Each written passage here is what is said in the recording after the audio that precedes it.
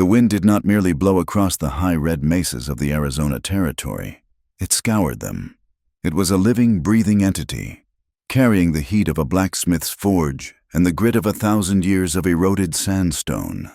It whispered through the skeletal ribs of the Ocotillo and screamed down the narrow throats of the canyons, a constant reminder that this land did not welcome strangers. To the Navajo, the Dine, the wind carried the voices of the holy people, but to the travelers inside the dusty, conquered stagecoach rattling along the precipice of the Mogollon Rim, it sounded simply like a threat. It was the year 1884. The sun hung suspended in a sky so pale and blue it looked bleached by the intensity of the light below. Inside the rocking coach, Lila Mercer sat with her spine pressed rigid against the leather seat, trying to maintain a posture befitting a lady from Boston. Even as the vehicle lurched violently over a rut, she clutched a small, worn leather valise in her lap as if it contained the crown jewels, though in truth, it held only 2 changes of linen, a silver hairbrush that had belonged to her mother, and 3 novels she had already read twice. Lila was 23 years of age, a fact that her aunt had frequently reminded her was dangerously close to spinsterhood. She had pale skin that burned angrily under the western sun, forcing her to keep her heavy bonnet tied tight. Her dress, a sensible navy blue wool that had seemed perfectly appropriate in a Boston parlor, was now a stifling prison of heat and sweat. She felt a trickle of perspiration slide down her back, beneath the layers of corset and chemise, and she envied the hawk she could see through the open window, soaring effortlessly on the thermals above the canyon floor. "You are staring at that bird as if you intend to sprout wings and join it, Miss Mercer." A sharp voice cut through the drone of the wheels. Lila started, her cheeks flushing a sudden, deep crimson. She turned her gaze from the vast freedom outside back to the cramped, dusty interior of the coach. Mrs. Elara Higgins, a widow with a face like a dried apple and eyes that missed nothing, was watching her with amusement. "I was merely admiring the view, Mrs. Higgins," Lila replied, her voice soft and cultivated, the vowels rounded in the Eastern fashion that seemed to irritate the other passengers. "It is so vast. There are no walls here. There are no walls because there is no civilization," grunted Mr. Thorne, a heavy-set merchant sitting opposite them. He mopped his red forehead with a handkerchief that had long since lost its whiteness. "Just rocks, snakes, and heathens. You will learn the difference soon enough." "Miss." Lila looked down at her gloved hands. She was traveling to the town of Dusty Ford to marry a man she had never met. Mr. Silas Crowley, a store owner, had corresponded with her uncle. The letters described a quiet, God-fearing man who needed a wife to help run his mercantile and bring a touch of gentility to his home. It was a practical arrangement. Lila had no dowry, and after her father's passing, she had become a burden her aunt could no longer sustain. Marriage was her duty, her safety, and her only respectable option. "Silas Crowley is a good man," the merchant continued, as if reading her thoughts. "He runs a fair business. You will be safe enough in town. Sheriff Rourke sees to that." At the mention of the name, the air in the coach seemed to shift. "Rourke," spat a third passenger, a lean man with the calloused hands of a prospector, sitting in the corner. "He keeps the town clean. I will give him that. But he has a heavy hand. They say he is the only reason the painted savages have not burned Dusty Ford to the ground." "The Navajo?" Lila asked, the word feeling strange on her tongue. Back east, they were characters in the penny dreadfuls, villains or noble savages in stories. Here, they were a terrifying reality that made the men keep their Winchester rifles resting across their knees. "The very same, Mrs." Higgins said, leaning forward conspiratorially. "They say a war party has been raiding wagons near the Gap, burning them, taking scalps." She shuddered theatrically. "And taking women." Lila felt a cold knot tighten in her stomach. She looked back out the window, but the beauty of the red rocks now seemed menacing. Shadows stretched long across the valley floor as the afternoon wore on, looking like grasping fingers. "Do not frighten the girl. Elara," The merchant, Mr. Thorne, said, though he checked the load in his revolver as he spoke. The railroad is coming through. The company has hired Rourke to clear the way. Civilization is inevitable. The Indian holds on to this land like a child clutching a toy he has outgrown. Rourke will shake them loose. Sheriff Rourke, the prospector muttered, looking out at the horizon. He is a man who knows how to make a profit from fear. That is for certain. Outside, on the driver's bench, Jonas Pike cracked his whip over the team of 6 horses. "Hiya, get on there!" he bellowed, his voice gravelly from decades of swallowing trail dust. Jonas was a man of 60, with skin turned to leather and a shotgun propped by his boot. He did not like the smell of the air today. It smelled of ozone and sulfur. Though the sky was clear, Jonas glanced at the shotgun messenger beside him, a young boy named Billy who looked too green for this run. "Keep your eyes on the ridge, boy," Jonas growled. "I heard talk in the last station. The Painted Coyotes gang has been quiet for 2 weeks.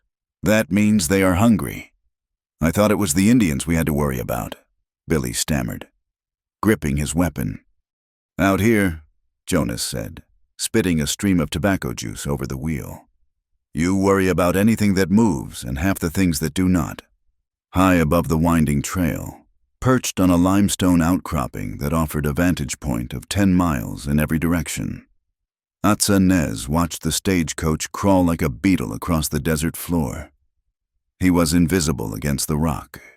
His deerskin leggings and rough cotton shirt were the color of the earth, and he sat with a stillness that no white man ever truly mastered. The wind whipped his black hair, which was tied back with a simple strip of red cloth, but he did not blink. Atza was a man of perhaps 30 winters, though his eyes held the weight of a man twice that age. He was dying, a warrior of the people. But he carried the scars of 2 worlds. A Winchester Model 1873 rested easily across his lap, the wood of the stock worn smooth by his grip.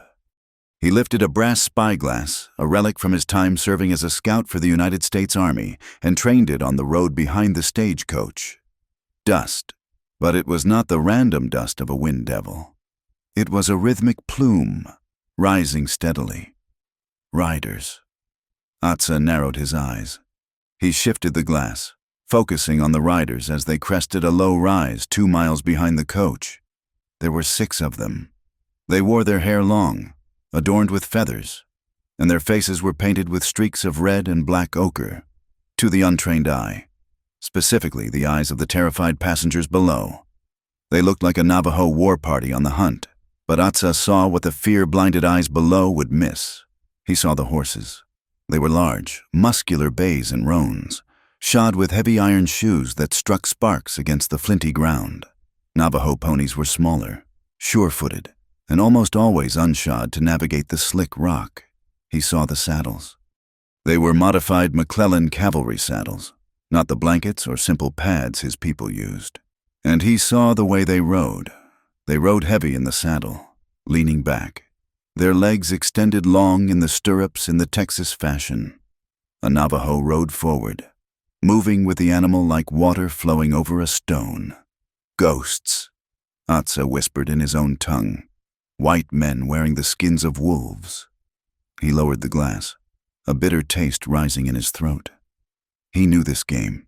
He had seen it played out in blood and ash 3 years ago at the village of the Standing Rocks. A group of cattle thieves had raided a settlement, dressed as Navajo.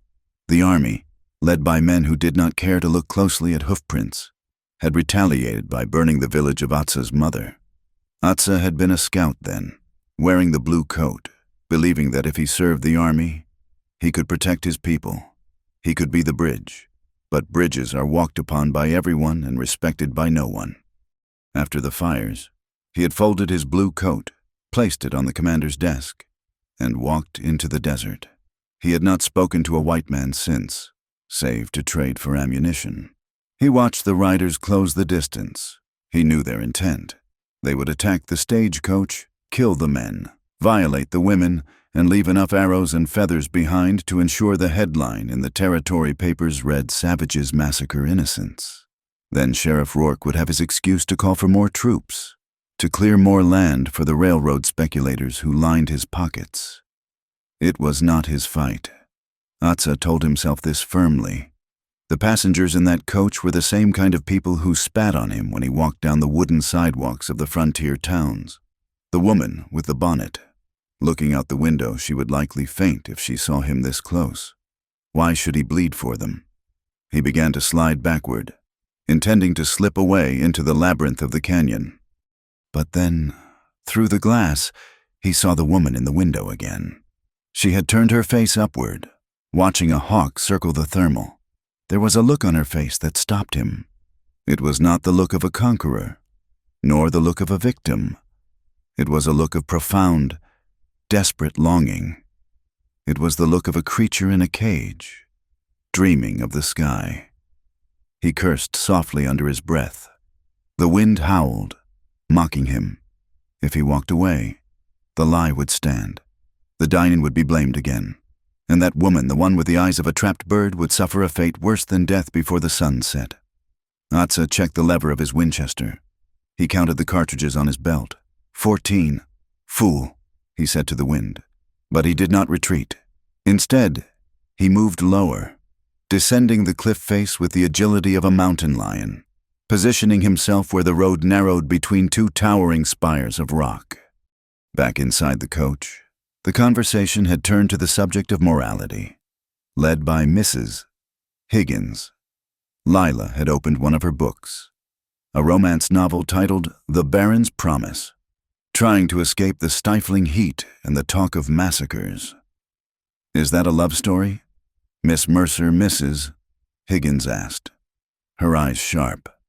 "It is, yes," Lila admitted, clutching the book tighter. "It is very beautiful. The Baron waits 10 years for his true love." "Mrs." Higgins sniffed loudly. 10 years. Men do not wait 10 minutes out here. You are heading to a wedding bed, are you not?" Lila felt the heat rise from her neck to her hairline. I'm engaged to be married. Yes.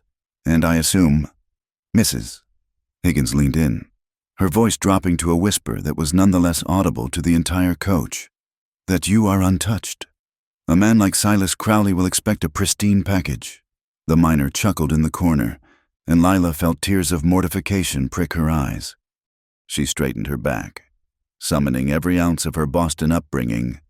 "I am a virtuous woman, Mrs. Higgins," Lila said, her voice trembling slightly but clear.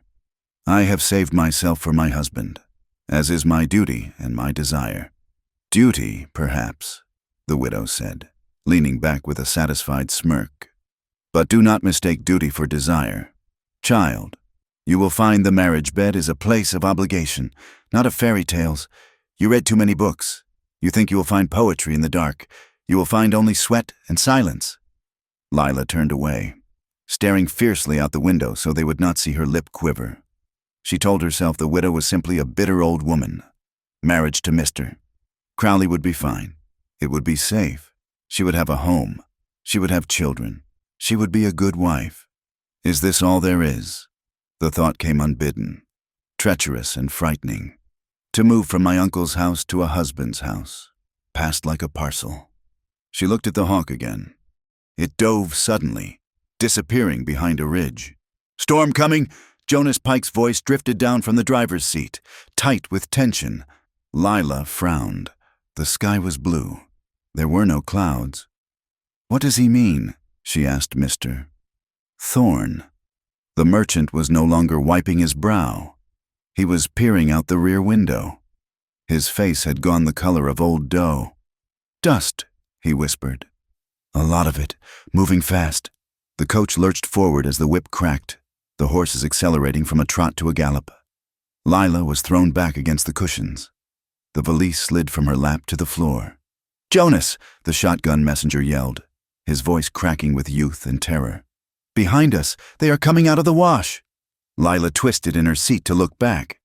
Through the cloud of dust kicked up by their own wheels, she saw them, riders, 6 of them, screaming like demons, waving rifles in the air.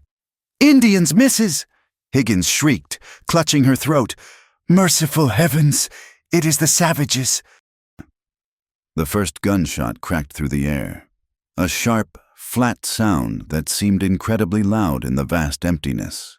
A hole appeared instantly in the roof of the coach, letting in a beam of sunlight that illuminated the swirling dust motes inside. "Get down!" the prospector roared, shoving Lila toward the floorboards. The chase had begun. The stagecoach swayed violently, threatening to tip over as Jonas took the corners of the winding road at a reckless speed. The luggage strapped to the roof groaned against the ropes. Inside, it was chaos. Misses. Higgins was praying loudly, a high-pitched keen that grated on the nerves. Mister. Thorne was trying to aim his revolver out the window, but his hands were shaking so badly he was more likely to shoot the wheel than the attackers. Lila was pressed against the dirty floorboards, her cheek against the rough wood. The vibration of the wheels rattled her teeth. She could smell the fear in the small space, the sour scent of unwashed bodies and panic. "I am going to die here," she thought, a strange, detached clarity washing over her. "I will never reach Dusty Ford. I will never be a wife. I will never know what it is to be anything other than this." Above the din of the rattling carriage and the screaming widow, Lila heard the distinct thud, thud, thud of hooves drawing closer. They were flanking the coach.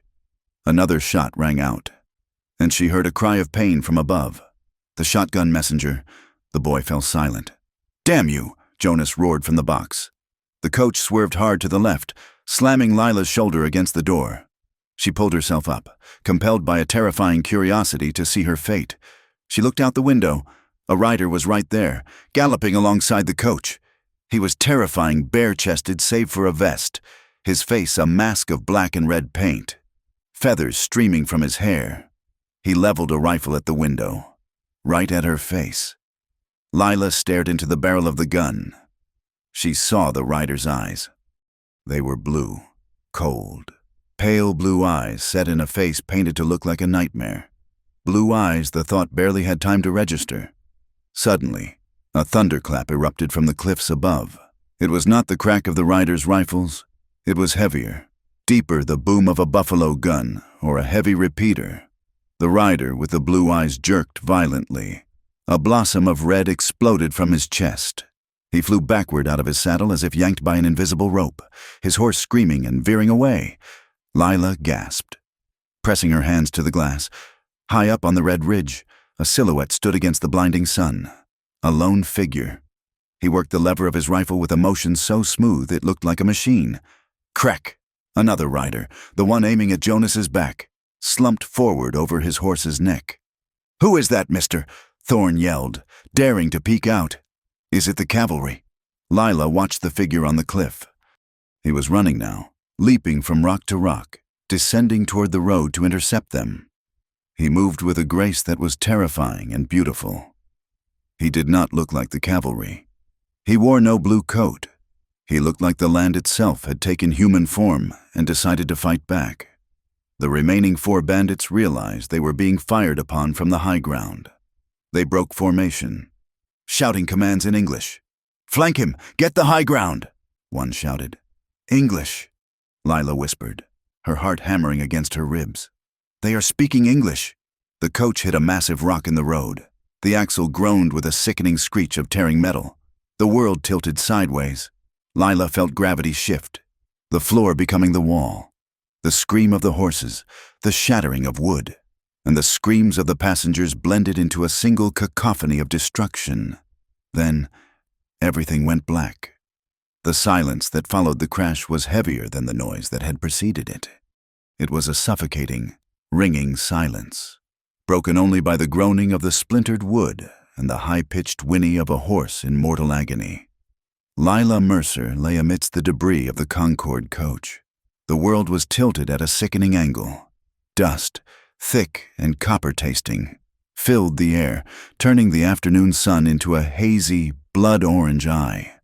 She tried to move, but her left leg was pinned beneath a heavy leather trunk that had broken loose from the roof. Pain, sharp and hot, radiated from her ankle, but it was distant, muffled by the shock that wrapped around her mind like cotton wool. She blinked, trying to clear the grit from her eyes. Through a gap in the shattered door frame, she saw boots hitting the ground. These were not moccasins. They were heavy, spurred riding boots, worn at the heels. "Check the driver," a voice rasped. It was a harsh, gravelly voice, thick with the drawl of the deep South, utterly incongruous with the feathers and war paint she had glimpsed earlier. "Make sure he is dead. Rourke does not pay for half-finished jobs." Lila froze. The name cut through her confusion. Rourke, the sheriff. The man who was supposed to be the shield of civilization in this God-forsaken territory. "He is breathing, but he is done for," another voice replied. "Gut shot. What about the passengers? Kill the men. Scalp them if you have the stomach for it. Make it look real. We need the army to believe this was a war party, not a robbery." Lila pressed her hand over her mouth to stifle a sob. Her heart hammered against her ribs like a trapped bird. These were not the savages of her aunt's terrifying stories. These were white men, painting their faces to hide their sins behind the convenient mask of the Navajo. A shadow fell over her. The trunk was heaved aside with a grunt of exertion. A rough hand seized her by the arm, dragging her out of the wreckage and into the blinding sunlight. Lila screamed, kicking out with her good leg. But the man was strong. He hauled her to her feet and shoved her toward the center of the clearing. She stumbled and fell to her knees, looking up at her captor. He was a nightmare. His face was smeared with red and black grease, but sweat had streaked the paint, revealing pale, sun-spotted skin beneath. He wore buckskins that looked like a costume from a theatrical production. Too clean, too stiff, but the revolver in his hand was very real, and the look in his eyes was one of cold, predatory amusement. "Well now," the man sneered, wiping his nose with the back of his hand. "Look at this little flower. Boston, by the cut of that dress." "Please," Lila whispered, her voice cracking. "Take the money. Take everything." "Oh, we will take the money, darling," the man laughed, looking at his companions who were busy rifling through the pockets of the groaning merchant. "Mr. Thorne." "But the boss said to make a statement. Nothing stirs up the town like a dead white woman violated by the heathens." He reached for the buttons of her bodice. Lila squeezed her eyes shut, waiting for the end. She thought of her books, of the safe, dull parlor in Boston, and realized with a jolt of horror that she was going to die here, in the dirt. Used as a pawn in a game she did not understand. Crack. The sound was not the boom of a revolver. It was the sharp, distinctive snap of a Winchester rifle. The man standing over her jerked violently. His head snapped back, a spray of red mist painting the air behind him. He collapsed backward without a sound, his eyes staring blankly at the indifferent blue sky. "What in the hell?" one of the other bandits shouted, spinning around. Atsanez did not emerge from the rocks. He seemed to materialize from the dust itself. He dropped from the limestone shelf above the road, landing in a crouch between Lila and the remaining 3 gunmen. He moved with a fluidity that defied the eye. Before the bandits could raise their weapons, Atsa lunged. He did not use his rifle as a club. He used the barrel to deflect a pistol shot that went wide, biting into the dirt inches from Lila's knee. In his other hand, a long knife flashed in the sun. He drove the blade into the shoulder of the nearest attacker, twisting it with a brutal efficiency that elicited a scream of pure agony. The man dropped his gun, clutching his arm. Atsa spun, using the wounded man as a shield just as the 3rd bandit opened fire. The bullet meant for the Navajo warrior buried itself in the chest of his own comrade. "Damn it, fall back!" the leader of the group roared, scrambling for his horse. "It is a scout. A real one." Atsa raised his rifle, cycling the lever with a metallic clack-clack. He fired from the hip, the bullet taking the hat off the fleeing leader. It was a warning, not a miss. He wanted them gone. He had no desire to fight 4 men while protecting a helpless woman.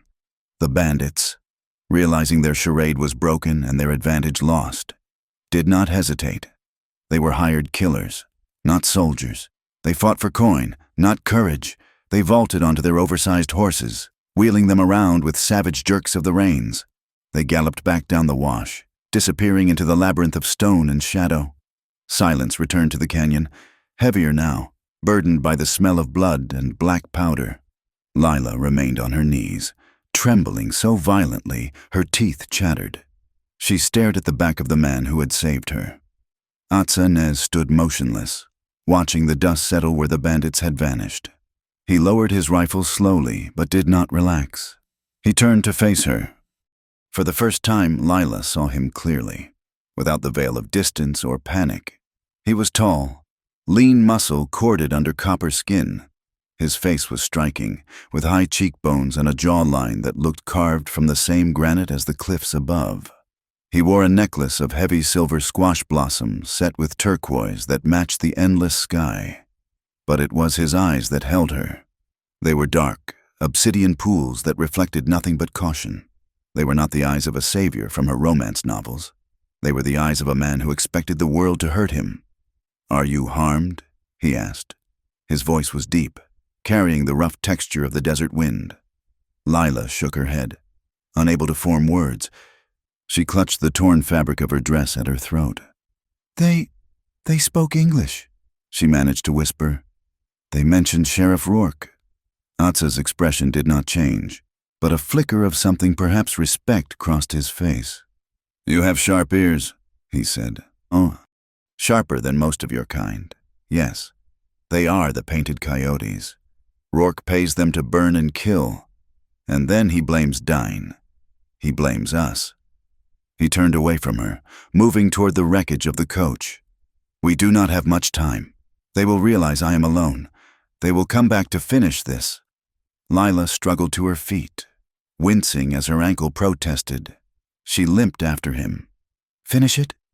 "But they ran away." "They ran because they were surprised," Atsa said, kneeling beside the driver. "Men like that do not leave witnesses, especially witnesses who know who signs their paychecks." He examined Jonas Pike. The old driver was propped against a wheel, his face the color of ash. A dark stain was spreading across his abdomen, soaking his dusty coat. "Jonas!" Lila gasped, dropping to her knees beside him. "Oh, God!" Jonas opened his eyes. They were glassy, unfocused. He looked at Atsa, then at Lila. He coughed, a wet, rattling sound that brought blood to his lips. "Indian," Jonas rasped. "Navajo?" Atsa corrected gently. He did not look at the wound. He knew death when he saw it. "The water." He gestured to a canteen lying in the dirt. Lila scrambled to get it, uncorking it with shaking hands and holding it to Jonas's lips. The old man drank greedily, water spilling down his chin to mix with the blood. "They were white men." "Jonas," Lila said, tears spilling onto her cheeks. "They said Rourke sent them." Jonas closed his eyes, a bitter smile touching his lips. "I knew that snake was poisonous. Listen to me, girl." He gripped her wrist with surprising strength. His hand was rough, calloused and cold. "You have to get out of here," Jonas whispered. "The cavalry. When they come, they will just see dead bodies and arrows. Rourke will spin a tale. He will say the Navajo killed us all." "I will tell them the truth," Lila insisted. "I will tell the judge. I will tell everyone." "Who will believe you?" Atsa's voice cut in, sharp as a knife edge. Lila looked up at him. He was standing over them, scanning the horizon. "You are a woman from the east," Atsa said, looking down at her. "You are alone. If Rourke finds you here alive, you will not live to reach the courtroom. And if the army finds you, do you think they will take the word of a hysterical girl over their own sheriff? They will say the shock made you mad. Or worse." He squatted down, bringing his face level with hers. The scent of sage and wood smoke clung to him. "If the soldiers find you with me, they will say I kidnapped you. They will hang me, and you will be the woman who was spoiled by the savage. Your reputation will be dead before your heart stops beating." Lila felt a cold chill that had nothing to do with the wind. The social death he described was almost as terrifying as the physical one. In her world, a woman's virtue was her currency, her life.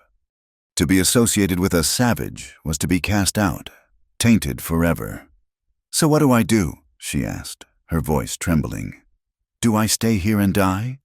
"You have a choice," Atsa said. "Stay. Hope that honest men find you before the wolves return. Or come with me. With you. Lila looked at the vast, empty wilderness behind him. Where? To the high places. To the places where horses with iron shoes cannot follow. I can keep you alive, but I cannot promise you will ever be the same. It was a terrifying proposition. To go with him was to step off the edge of the known world. It was to become a pariah. Jonas squeezed her wrist again, his grip failing. Go, Lila, he wheezed. Better to be a live outcast than a dead lady. He saved you. That is more than the law did today. His breath hitched, rattled in his chest, and then stopped. The hand holding her wrist went slack. Lila stared at the dead man for a long moment. She reached out and gently closed his eyes. Atsa stood up. They are coming, he said quietly.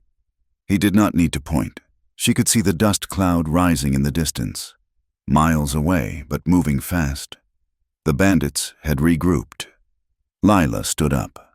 She looked at her valise, spilled open in the dirt, her books, her hairbrush, the letters from her fiancé. They all seemed to belong to a stranger, a girl who had died in the crash. She looked at Atsanez. He waited, silent, offering no coercion, only the stark reality of survival. He held the reins of a painted pony that had trotted out from the scrub. I have never ridden a horse, Lila said, her voice sounding strange to her own ears. It was the voice of someone making a decision that could not be unmade. You will learn, Atsa said. He mounted the horse in one smooth motion, then reached down. Lila took his hand. He swung her up behind him. She wrapped her arms around his waist, feeling the hard muscle of his abdomen through his shirt. It was intimate, shocking, and necessary. Hold tight, he commanded. He kicked the horse into a gallop, turning away from the road, away from the wreckage, and toward the towering red walls of the canyon. As they rode, Lila looked back one last time. The stagecoach lay like a broken beetle on its back. The bodies of the passengers were motionless shapes in the dirt. She was leaving behind everything she knew: her name, her future, her innocence. She pressed her face against Atsa's back to shield her eyes from the stinging sand. She was no longer Lila Mercer, the bride-to-be. She was a fugitive. 2 miles away, perched on a ridge that overlooked the scene, a man lowered his binoculars. He was a scout for the sheriff, a man named Elias, who moved like a coyote and had fewer morals. He had watched the ambush, the failure, and the escape. A slow grin spread across his face, revealing teeth stained yellow by tobacco. This was better than a simple massacre. This was a story. He spurred his horse, turning back toward the town of Dusty Ford. He could already hear the coins jingling in his pocket. He would tell Rourke exactly what the sheriff needed to hear. The savages attacked. They butchered the men. And the girl, the pretty Boston girl, was dragged screaming into the hills by a Navajo buck. It was the perfect lie. It would light a fire that would burn the Navajo nation to the ground. And in the center of that fire, 2 people would have to find a way to survive. Lila held on tighter as the horse scrambled up a steeper, rocky trail, leaving the world of white men behind. The wind howled around them, no longer a threat, but a witness to the beginning of something new, something dangerous, something free. The sun had begun to bleed into the western horizon, painting the sky in violent shades of bruised purple and burning orange. By the time the painted pony slowed its pace, Lila Mercer felt as though every bone in her body had been shaken loose. She had never ridden a horse before, and hours of clinging to Atsa's waist, bouncing against the hard leather of the saddle, had left her thighs burning and her hands cramped. They had left the open desert miles ago, winding their way into a labyrinth of sandstone that seemed to defy logic. The red walls rose hundreds of feet on either side, narrowing until the strip of sky above was nothing more than a jagged blue ribbon. It was a place of shadows and echoes, where the wind sounded like whispered secrets. Atsa guided the horse through a fissure in the rock face that Lila would have missed completely. It looked like a mere shadow, but behind a screen of twisted juniper, it opened into a hidden canyon. The air here was different. It was cooler, smelling of damp earth and sage. A small stream, fed by some deep underground spring, trickled through the center, nurturing a grove of ancient cottonwood trees whose leaves whispered in the twilight. "We stop here," Atsa said. His voice was low, barely louder than the rustle of the leaves. He slid from the saddle with a grace that made Lila feel clumsy and heavy. He reached up, his hands gripping her waist to help her down. For a brief second, she was suspended in the air, her face level with his. She smelled dust, sweat, and something sharp like pine resin on his skin. Then her boots touched the sandy ground, and her knees buckled. Atsa caught her by the elbow, steadying her, then immediately released her and stepped back. "The legs will remember the ground soon," he said. "Walk to the water. Drink. Do not drink too fast." Lila hobbled to the stream, the silence of the canyon amplifying the sound of her own ragged breathing. She knelt by the water, cupping her hands to drink. It was ice cold and tasted of minerals. It was the best thing she had ever tasted. When she finished, she sat back on her heels and looked around. Atsa had already unsaddled the horse and was rubbing it down with a handful of dried grass. He moved with an economy of motion that was mesmerizing to watch. He did not waste a single gesture. He walked to a pile of rocks near the canyon wall and began to move them. Behind the stones was a small hollow, a natural cache. From it, he pulled a blackened coffee pot, a bundle of dried meat, and a heavy wool blanket woven with geometric patterns in red and black. Lila watched him, a knot of anxiety tightening in her stomach. The adrenaline of the escape was fading, leaving room for a colder, creeping fear. She was alone in the wilderness with a man she did not know, a man who was, by the definition of her society, a savage, a man who had killed 3 people in front of her with terrifying efficiency. "What have I done?" she thought, her hands trembling in her lap. "I climbed onto his horse. I chose this. If anyone sees me now, if I ever return to Dusty Ford, I will not be Lila Mercer, the respectable fiancée. I will be the woman who went into the hills with the Indian." She pulled her knees to her chest, wrapping her arms around them.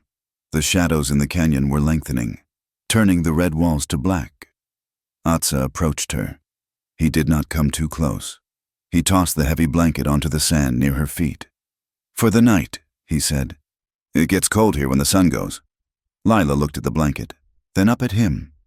"Thank you," she whispered. He stood there for a moment, looking down at her. The twilight obscured his expression, making his eyes seem like dark, bottomless pools. He reached into his belt and pulled out a knife. Lila flinched, scrambling backward in the sand until her back hit a driftwood log.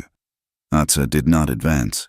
He crouched down, flipping the knife in his hand so he held it by the blade.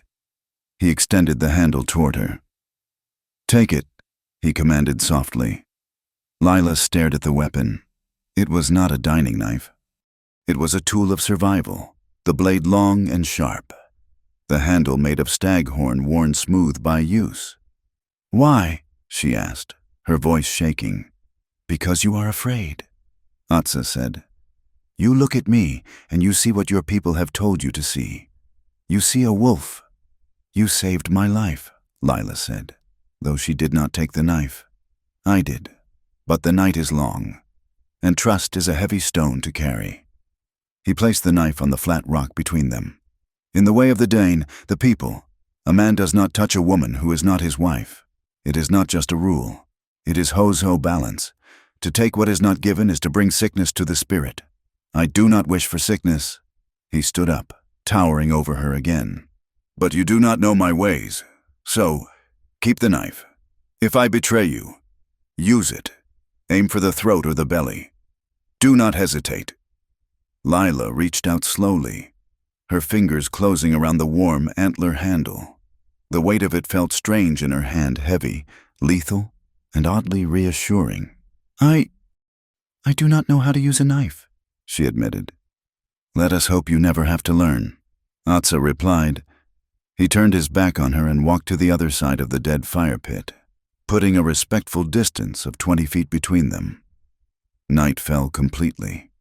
The canyon became a deep well of darkness, the only light coming from the sliver of stars far above. Atsa did not light a fire. He said the smoke could be seen if the wind changed. They ate cold, dried venison that was tough as leather and drank water from the stream. Lila wrapped herself in the Navajo blanket. It smelled of wood smoke and sheep wool. Exhaustion pulled at her eyelids, heavy and irresistible.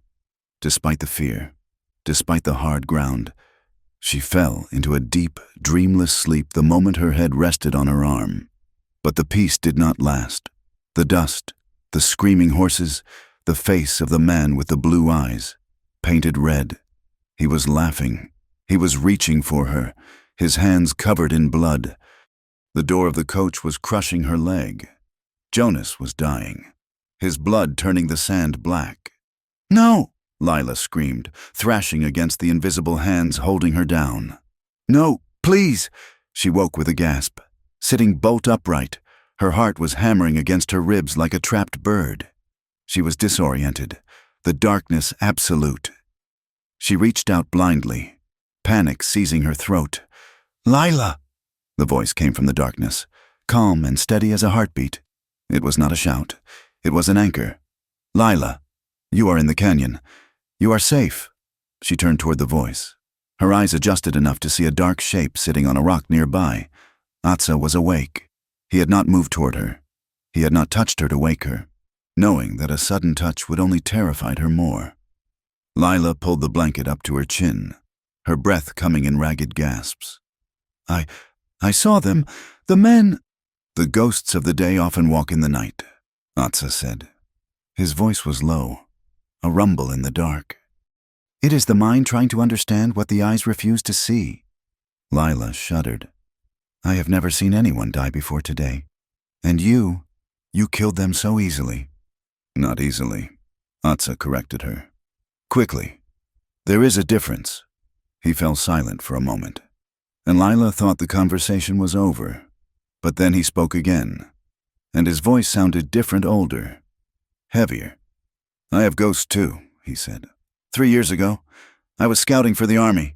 I thought if I helped them catch the Apache raiders, they would leave my people alone. I was wrong." Lila watched his silhouette. He was looking up at the sky, not at her. "A group of cattle thieves raided a ranch near the border," Atsa continued. "They wore moccasins and used arrows to make them look like us. The soldiers did not ask questions. They rode to the nearest village, my mother's village, the village of the Standing Rocks." Lila held her breath. "What happened?" "They burned the cornfields first," Atsa said, his tone devoid of emotion, which made it all the more terrible. "Then the hogans, the winter houses, the people ran, those who were too slow, the old ones, the children." He stopped. "I arrived 2 days later. There was nothing left but ash and bones. I found my mother's weaving loom burned. She was gone." Lila felt tears prick her eyes. "I am so sorry. Atsa." "I tell you this not for pity," he said, turning to look at her. "I tell you so you understand. The men who attacked your coach today, they are the same kind of men. They create chaos, and they let people like me, and now people like you, pay the price." Lila tightened her grip on the blanket. She realized then that the line between civilized and savage was not drawn by race, but by actions. The men who had attacked her were white. The man protecting her, sitting in the dark keeping watch, was the one her society called a monster. "We are both running from the same fire," Lila whispered. Atsa nodded once in the dark. "Sleep, Lila Mercer. I will watch the canyon mouth. Nothing will pass." Lila could not sleep, but the panic had receded. She lay on her back, looking up at the ribbon of sky. The stars were brilliant here, brighter than she had ever seen them in Boston, where the coal smoke obscured the heavens. "That one," Lila said, pointing a finger upward. "The 3 bright stars in a row. We call that Orion's belt, the Hunter." Atsa looked up. "The Hunter," he repeated. "A fitting name. For us, that is Hastian Sikai, the first slim one. He is a guardian. He marks the turning of the seasons. And that one," she pointed to the North Star. "Nahukos Biko," Atsa said. "The central fire. It never moves. It is the home fire of the sky. Everything turns around. It reminds us that no matter how far we wander, There is a center. A center, Lila murmured. I feel as though I have lost mine. I do not know where I belong anymore. You are here, Atsa said simply. That is enough for tonight. The exchange of names, the sharing of the sky, wove a fragile thread between them. It was not friendship yet, but it was an acknowledgement of shared humanity. Under the vast indifference of the universe, two people named the stars, trying to make sense of their small lives. The air changed an hour before dawn. Lila woke to the sound of thunder, but it was not the rolling rumble of a storm. It was a sharp, cracking sound that echoed off the canyon walls. Up! Atsa was beside her instantly. This time, he did not hesitate to touch her. He grabbed her arm, hauling her to her feet. Move now! What is it? Lila stumbled, still wrapped in the blanket. The rain! Atsa shouted over the sudden roar of wind. It is raining in the high country. The flood is coming. Lila looked at the sky. It was clear above them. But there is no rain here. It does not matter. Atsa pulled her toward the canyon wall. The water travels fast. Move! Before Lila could argue, a sound like a freight train filled the canyon. She looked toward the narrow entrance they had ridden through. A wall of brown water, churning with logs and debris, was smashing its way toward them. It was a flash flood, the desert's most sudden and lethal killer. Atsa shoved her toward a steep incline of tumbled boulders that led to a shallow cave high up the cliff face. Climb! Lila scrambled up the rocks, the blanket tangled in her legs, and she cast it aside. The roar of the water was deafening now. She slipped, scraping her palms on the rough sandstone. Atsa was right behind her. He grabbed her by the waist, practically lifting her over a large boulder. Do not look down. Keep climbing. They reached the ledge of the cave just as the water slammed into the campsite below. The peaceful stream transformed instantly into a raging torrent of mud and violence. The spot where Lila had been sleeping seconds ago was now buried under 5 feet of churning water. The cottonwood trees shook as the debris battered their trunks. Lila collapsed onto the stone floor of the cave, gasping for air. Rain began to fall then, straight down, a deluge that soaked them to the bone in seconds before they could crawl deeper into the shelter. They retreated to the back of the small cave, away from the spray. It was dry there, but the air dropped in temperature rapidly as the storm front moved in. Lila was shivering violently, her wet dress clinging to her skin like a second, freezing skin. Her teeth chattered uncontrollably. We lost the supplies, she stammered. I have the saddlebags, Atsa said. He dropped the heavy leather bags he had managed to grab. And the rifle. He looked at her. She was turning blue, her lips pale. Hypothermia was a real danger in the high desert, even in summer, when the rain stripped away the heat. We need fire, Atsa said. He moved to the back of the cave where driftwood had collected from some ancient, higher flood. It was dry. He worked quickly, using flint and steel from his pouch. Within minutes, a small flame flickered to life, growing steadily as he fed it twigs and then larger branches. The warmth was agonizingly sweet. Lila scooted closer to the fire, hugging herself. She was soaked through. The wet wool of her dress was heavy and cold. Atsa stood up and began to unbutton his shirt. Lila froze, her eyes widening. What are you doing? My clothes are wet, Atsa said matter-of-factly. He peeled the sodden cotton shirt off his body and wrung it out. He laid it on a rock near the fire to dry. He stood there, illuminated by the dancing flames. He was bare from the waist up. Lila tried to look away, to be the modest Boston lady she was raised to be, but her eyes betrayed her.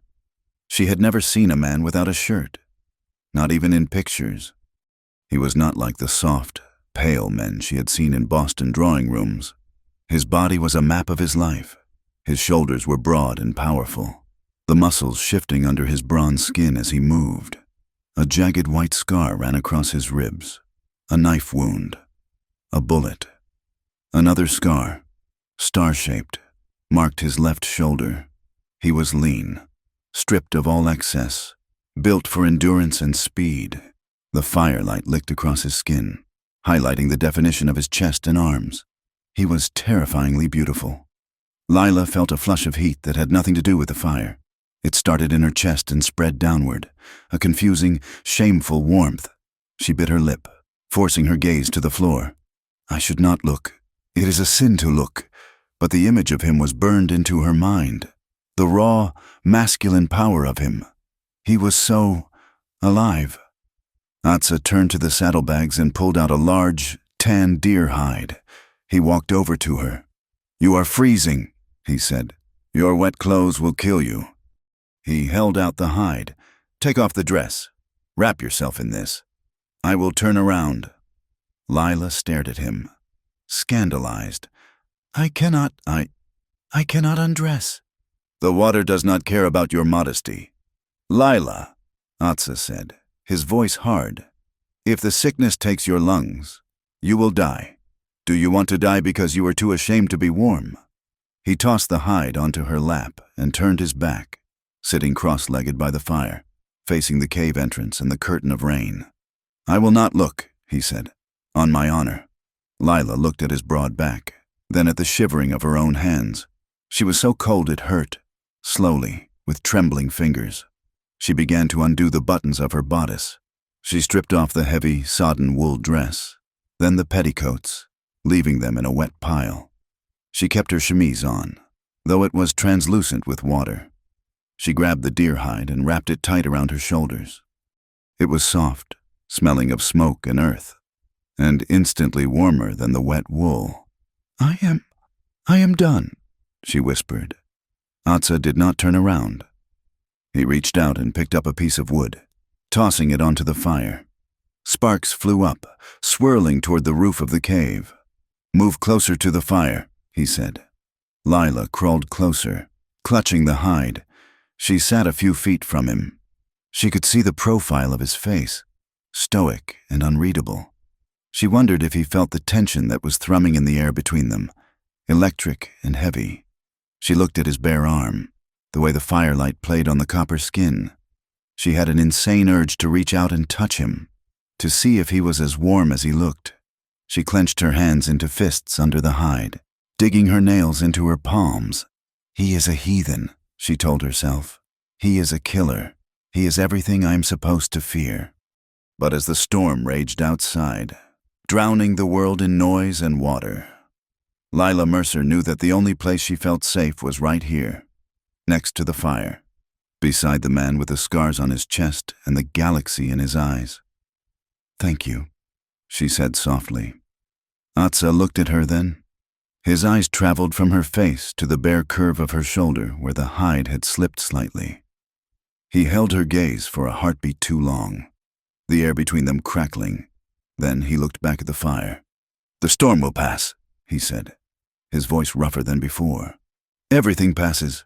But as the fire popped and hissed, Lila wondered if this feeling, this night would ever truly pass, or if it was the beginning of a storm that would change the landscape of her soul forever. The morning sun burned away the last damp remnants of the storm, leaving the high desert washed clean and smelling of sagebrush and wet clay.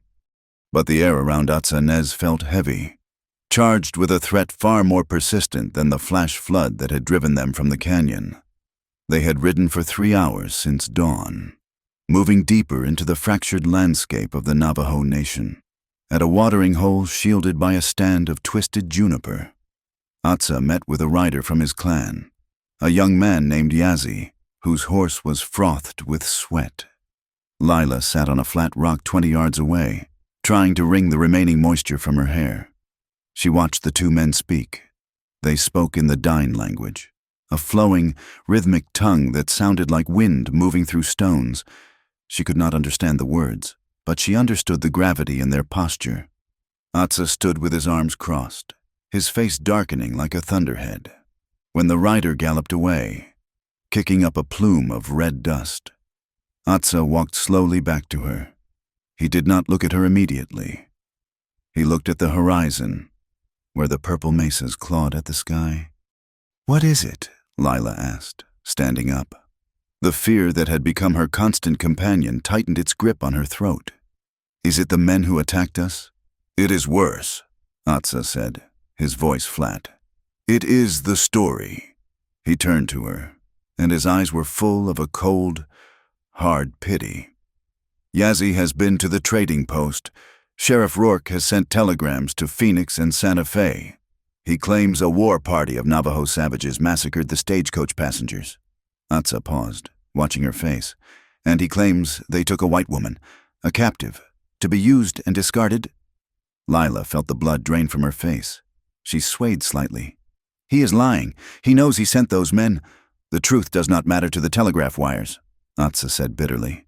The story is already told. If you go back to Dusty Ford now, alone or with the army, you are not Lila Mercer, the respectable bride. You are the woman who lived among the Indians. In the eyes of your people, you are damaged. Lila wrapped her arms around herself. She understood the implication perfectly. In the rigid society of Boston, and even here in the rougher West, a woman's virtue was a fragile glass vase. Once cracked, it could never be mended. If she returned now, she would be pitied, whispered about, and ultimately shunned. She would be the woman who was ruined, or worse, if she spoke against Rourke without proof. She would be branded a hysterical liar or an accomplice. So I am trapped, she whispered. I cannot go back, and I do not belong here. You are alive, Atsa said firmly. That is the only thing that matters today. Come. My clan is camped in the Painted Valley. It is safe there. The camp was a cluster of temporary shelters, brush hogans and canvas tents, tucked into a fold of the earth where the wind could not reach. Dogs barked as they approached, lean yellow curses that snapped at the heels of the horses. Smoke rose from central fires, carrying the scent of roasting mutton. As they rode in, silence rippled through the camp. Women stopped their weaving. Men looked up from the mending tack. Children ceased their games and stared with wide, dark eyes. Lila felt the weight of their gaze physically. She was the enemy. She was the face of the people who were stealing their land, fencing off the water, and shooting their sheep. She shrank against Atsa's back, wishing she could disappear. Atsa halted his horse before a large brush shelter where an elderly woman sat on a sheepskin, carding wool. She had a face like a dried riverbed, etched with 1,000 lines of laughter and hardship. Her silver hair was tied back in a traditional bun, wrapped in white yarn. "Ya'ti, auntie," Atsa said, sliding from the horse. He spoke in English, a deliberate choice for Lila's benefit. The old woman looked up. Her eyes were sharp, black beads that missed nothing. She looked at Atsa, then at the white woman clinging to the saddle. "You bring a storm with you, nephew," the woman said. Her English was broken, but clear. "The wind told me you were coming. It did not tell me you were bringing a ghost." "Her name is Lila," Atsa said, reaching up to help Lila down. "She has no wings to fly, and the wolves are hunting her." Lila stumbled as her feet hit the ground. She bowed her head nervously. "Hello," she murmured. The old woman, Auntie Shadi, stood up with surprising agility. She circled Lila slowly, inspecting her torn dress, her sunburned nose, her trembling hands. "She is thin," Shadi grunted. "Like a willow branch. The wind will break her." "She is stronger than she looks," Atsa said quietly. Lila, feeling the need to be useful, to show gratitude, reached into her pocket. She had saved a small piece of hard candy from her journey, a frivolous luxury. She reached out with her left hand to offer it to the old woman. Shadi's face hardened instantly. She slapped Lila's hand away, not violently, but with a sharp, corrective force. The candy fell into the dust. "No!" Shadi snapped. Lila gasped, clutching her hand, tears of humiliation springing to her eyes. I only meant—" Atsa stepped in, his voice low. "Lila, in our way, the left hand is for unclean things, for the body's waste. You do not offer a gift with the left hand. It is an insult." "I did not know," Lila stammered, looking at the candy in the dirt. "I am sorry." Shadi watched her, the anger fading as quickly as it had come. replaced by a weary resignation. She bent down, picked up the candy, wiped it on her skirt, and popped it into her mouth. She is not a wolf, Shadi decided, chewing thoughtfully. She is a lost bird, a bird that does not know which way is south for the winter. She gestured to the fire. Sit, eat. If you are to stay, you must learn to be a human being, not a ghost. Over the next week, time seemed to dissolve into the rhythm of the sun and the moon. Lila Mercer, the girl who had once spent her days embroidering handkerchiefs and reading novels, learned the harsh, beautiful cadence of survival. It was not easy. The language was a wall she could not climb, but kindness was a universal bridge. Lila saw the women working endlessly, grinding corn, weaving blankets, tending to the children. She could not grind corn. Her hands blistered within minutes, but she could sew. She sat in the shade of the hogan, taking the torn shirts and leggings the women brought her. With the small sewing kit Auntie Shadi produced from a trade box, Lila worked. Her stitches were tiny, precise, the product of years of rigid Boston schooling. When she repaired a favorite shirt for a young mother, the woman's smile was brighter than the Arizona sun. In return, they taught her. Auntie Shadi sat behind her, undoing the tight, severe bun Lila wore. Her gnarled fingers worked grease made from animal fat into Lila's dry hair. Combing it out until it shone, she braided it in the Navajo style, heavy and low. Now you can see the world, Shadi said, tapping Lila's temple. Before, your hair was too tight. It pulled your eyes shut.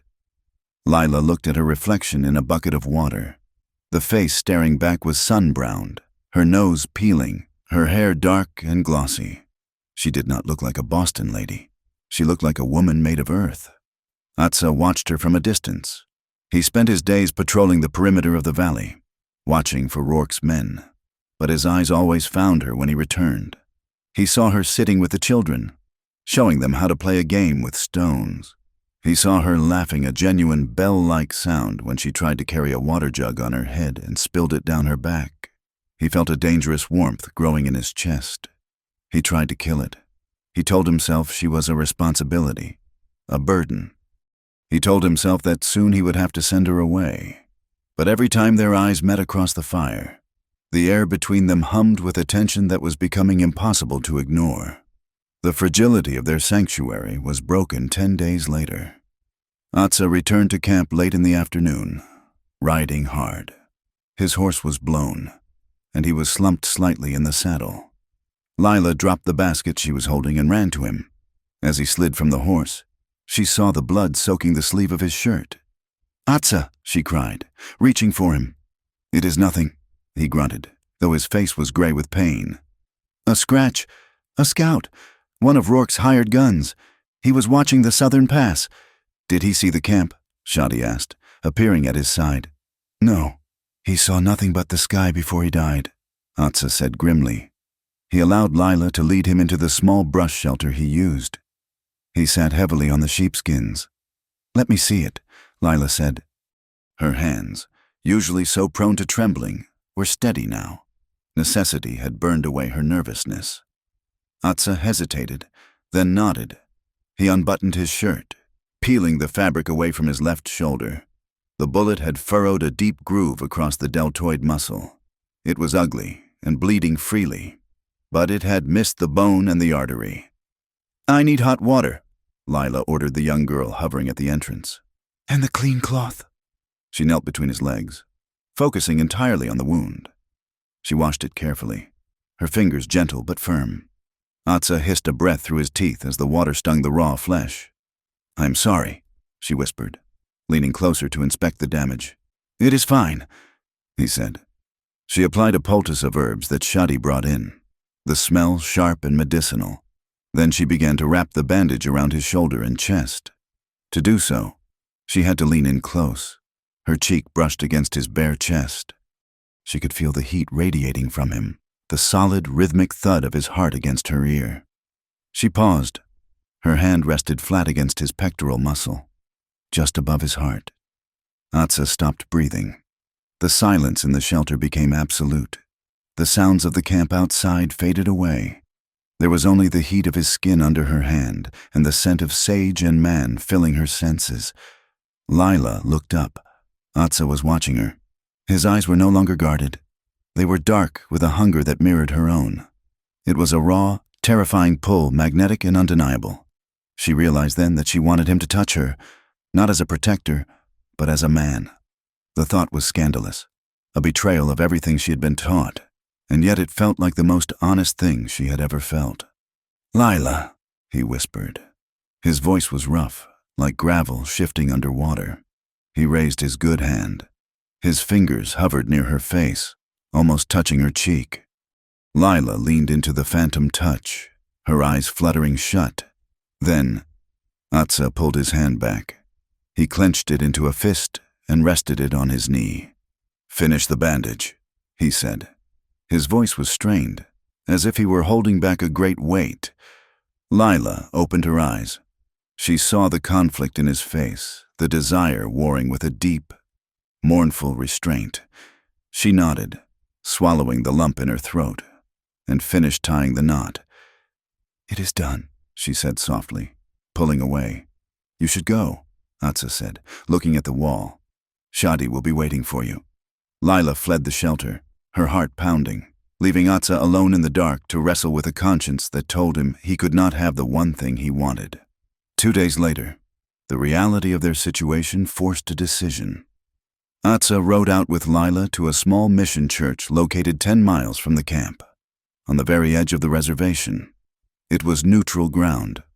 Father Brennan, a Jesuit priest with a face like a friendly bulldog and a heart the size of the territory, ran the place. They found the priest in his garden, hoeing a patch of stubborn beans. When he saw Atsa, he smiled, but when he saw the white woman riding beside him, his smile vanished. Inside the cool, dim sanctuary of the church, Lila poured out the entire story. She told Father Brennan about the ambush, the English-speaking bandits, the name of Rourke, and the lie that was being spread. Father Brennan listened, his hands clasped on the rough wooden table. He did not interrupt. When she finished, he sighed, a long, weary sound. "I believe you, child," the priest said. "I have known Caleb Rourke for 10 years. He is a man who would burn down a house to roast a pig. He wants the land south of the canyon for the railroad right-of-way. The Navajo stand in his path." "What can we do?" Lila asked. "He has the telegraph. He has the law." "Not all the law," Brennan said. He leaned forward. "Judge Henry T. Miller is traveling from Santa Fe. He is a federal judge, a man of strict principle. He does not like Rourke, and he does not like vigilante justice. He will be in Dusty Ford in 3 days to hear cases." "I must speak to him," Lila said instantly. "It is dangerous," Brennan warned. "If you walk into that town, Rourke will try to stop you. He will try to silence you before you reach the bench." "No," Atsa said. He had been standing in the shadows, silent until now. He stepped forward, his presence filling the small room. "She will not go. It is suicide. Rourke has 20 deputies. I have a rifle and a knife. The math is written in blood. I have to go." "Atsa," Lila said, turning to him. "You will stay in the mountains," Atsa argued, his voice rising. "You will live. We will find another way." "What other way?" Lila demanded. "Hide in a hole for the rest of my life. Watch your people be blamed for murders they did not commit. It is better than watching you die," Atsa shouted. The raw emotion in his voice shocked them both. "Do not sacrifice yourself for a law that has never protected us. The white man's paper laws are good for starting fires. Nothing else." Lila stood up.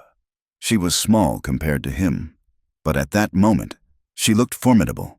She walked up to him until she was looking straight into his chest. "You saved me from the bandits," she said, her voice shaking but clear. "You saved me from the flood. You saved me from the desert, but you do not own me." "Atsa Nez." She looked up into his eyes. "You gave me a knife. Remember you told me to fight. Well, this is my fight. You saved my life, but do you not give me the right to save myself, to save my name, to save you?" Atsa stared at her. He saw the fire in her eyes, a fire that he had helped kindle. She was no longer the fainting girl in the carriage. She was a woman who had survived the canyon. He looked at Father Brennan, who was watching them with a sad smile. Atsa let out a long breath, his shoulders sagging. "You are stubborn," he said softly, like a mule with a head injury. "I am learning from the best," Lila countered, a ghost of a smile touching her lips. Atsa looked at the map on the priest's wall. He traced a line with his finger. "We cannot ride into town on the main road. Rourke will have men watching every mile." He turned back to them. "We will go through the Devil's Spine. It is a goat track. No horse can carry a rider there. We will have to walk the last 5 miles. "I can walk," Lila said. "And when we get there," Atsa said, his voice dropping to a deadly whisper, "we do not walk in like sheep to the slaughter. We make Rourke play our game." He looked at Lila, and for the first time, he spoke to her not as a charge to be protected, but as a partner. "If we do this, there is no turning back. If we fail, we die. Both of us." "I know," Lila said. She reached out and took his hand. This time, he did not pull away. He squeezed her fingers.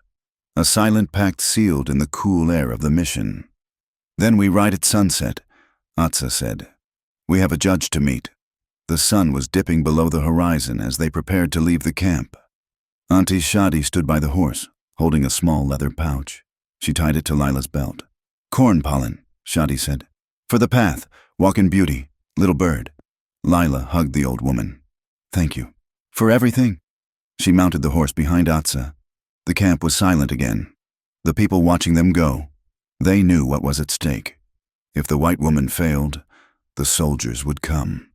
As the horse trotted out of the valley, heading toward the darkening silhouette of the mountains and the town beyond, Lila wrapped her arms tight around Atsa's waist. She pressed her face against his back, feeling the rhythm of his breathing. They were leaving the safety of the wild for the danger of civilization. They were riding toward a confrontation that would decide who lived, who died, and who belonged to whom. "Are you afraid?" Atsa asked, his voice carried away by the wind. "Yes," Lila answered truthfully. "But I am not alone." "No," Atsa said. "You are not—" He kicked the horse into a gallop, and they disappeared into the gathering night, 2 shadows merging into one against the vast, indifferent landscape of the American West. The dusty streets of Dusty Ford seemed to hold their breath as the sun climbed toward its zenith. It was a Tuesday, typically a day of commerce and quiet industry, but the air carried a static charge that made the horses at the hitching rails stamp and toss their heads nervously. Lila Mercer walked down the center of the main thoroughfare. She wore a dress borrowed from the mission, a simple calico that was too short at the ankles and too loose at the waist, but her head was held high. Beside her walked Father Brennan, his black cassock sweeping the dirt, a visible shield of the church. They were walking into the lion's den. The plan was simple, desperate, and terrifying. Judge Henry T. Miller, the federal circuit judge, was scheduled to hold court at the saloon, the only building large enough, at noon. If Lila could reach him before Sheriff Caleb Rourke intercepted her, she had a chance. If not, she would disappear into a jail cell, or a shallow grave, hidden in the shadows of the alleyways and rooftops. Unseen, but ever present, was Atsa Nez. Lila could not see him, but she could feel him. He was the tension in the air. He was the watcher in the dark. They reached the front of Crowley's Mercantile. The sign, painted in optimistic red letters, creaked in the hot wind. "Lila," the voice was filled with shock. Silas Crowley stepped out onto the wooden porch. He was a man of 40, soft around the middle, with a face that was kind but weak. He stared at his fiancée as if she were a ghost rising from the grave. "Silas," Lila said, her voice steady, "I have returned." "We thought the sheriff said you were dead," Silas stammered, taking a step toward her. "Or taken. He said the savages—" "The sheriff is a liar," Lila said, her voice ringing out clearly in the silence of the street. People began to stop. Shopkeepers stepped out of their doors. The blacksmith set down his hammer. A crowd began to form, a ripple of whispers spreading like wildfire. Now, Miss Mercer!" The voice was smooth, deep and thick with false sympathy. Sheriff Caleb Rourke stepped out of the saloon across the street. He was a large man, impeccably dressed in a dark vest and a white shirt that seemed to defy the dust. His tin star caught the sun, blindingly bright. Behind him walked 4 deputies, men Lila recognized instantly. They had washed off the war paint, but she knew their faces. They were the painted coyotes. "Thank the Lord you are alive," Rourke said, smiling with his mouth but not his eyes. He walked toward her, his hand resting casually on the pearl handle of his revolver. "You have been through a terrible ordeal. The heat, the trauma. It plays tricks on the mind." He stopped 5 feet from her, looming large. "Come with me, Lila," Rourke said, extending a hand. "Let us get you out of the sun. You are delirious. We need to take your statement in private." "I am not delirious, Sheriff," Lila said. She did not take his hand. She stepped back, closer to Father Brennan. "And I will not go anywhere with you. I am here to speak to Judge Miller." Rourke's smile tightened at the edges. "The judge is busy, and you, my dear, are a material witness to a massacre. Or—" He paused, his gaze flicking over her darkened skin and Navajo braided hair with a sneer of disgust. "Or perhaps you are an accomplice. It happens. The Stockholm fever.